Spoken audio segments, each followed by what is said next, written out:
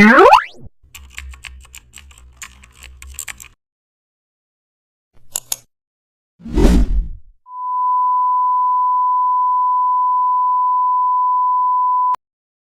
back to the channel. Don't forget to like, share and subscribe for more updates.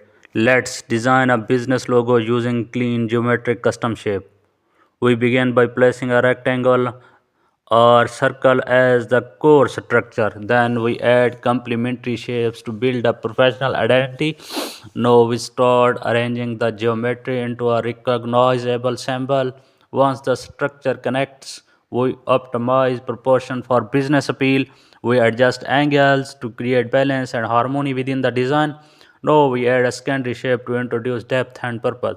Once alignment is set, we switch to color choices, corporate blues, blacks, or grays.